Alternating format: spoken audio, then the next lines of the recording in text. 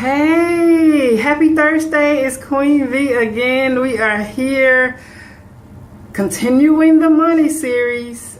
We just want to get your mind renewed about wealth, because a lot of people say, like I say, that it's not of God for you to be rich and wealthy. So let's get into the word right now. Y'all ready?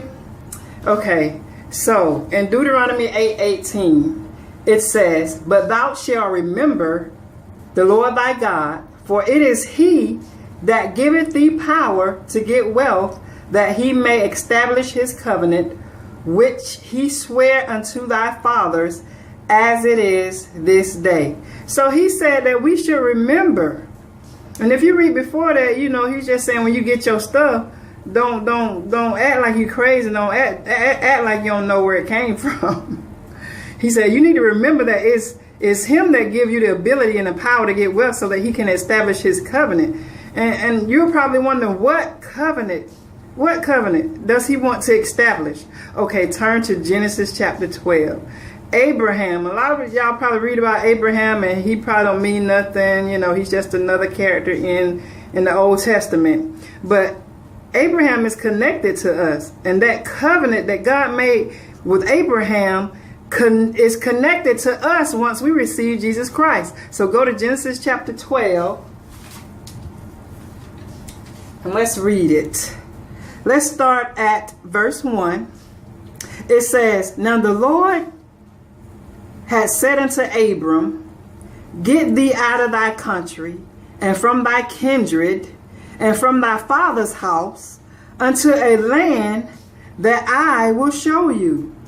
And I will make of thee a great nation, and I will bless you," empower you to prosper, "and make your name great, and you shall be a blessing. And I will bless them that bless thee, and curse them that curse thee. And in thee shall all families of the earth be blessed." That's a covenant. That's a good covenant. And you know God is a covenant keeper. He keeps his covenant up to 1,000 generations and more. Remember when it rained?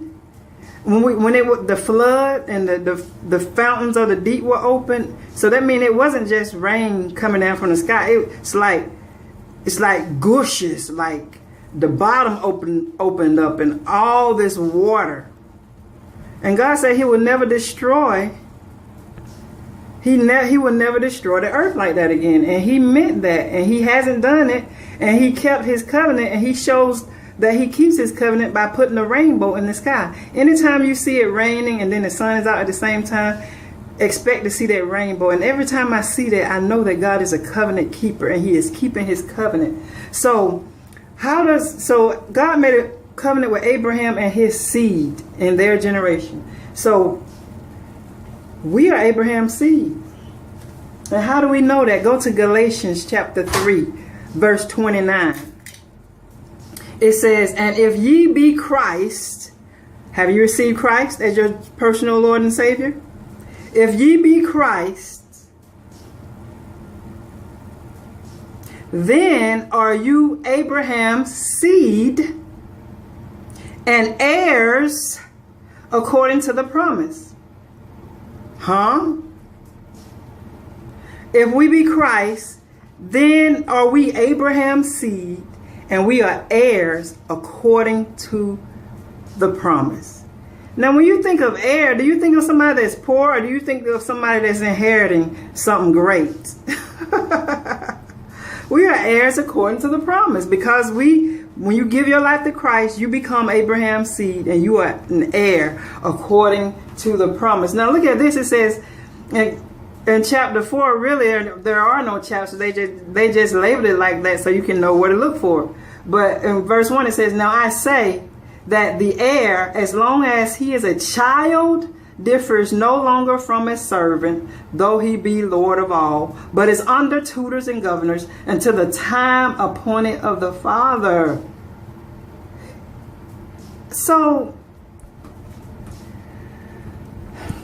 if you continue being a child, your prosperity, your money is going to be under somebody that knows how to keep up with it.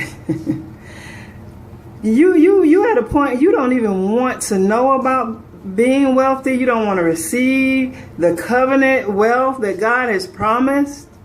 And so you keep denying it and saying, okay, that God don't want us like that. He only will give us what we need. He ain't going to give us our desires. He ain't going to give us what we want. He's just going to fulfill our needs. And some people at the point where they feel like their needs aren't fulfilled. And I think it's because they are bucking against what God promised, bucking against what Jesus died for. He died and he became poor that we through his poverty might be rich. Might be, because some people are not going to receive it. They're just going to let it go, not even going to receive it. And that's all I got for now. Next week, we're still going to be doing the money series. So tune in. Remember to like, subscribe, share, and you can comment below. And have a good rest of your weekend. I'll see you next week.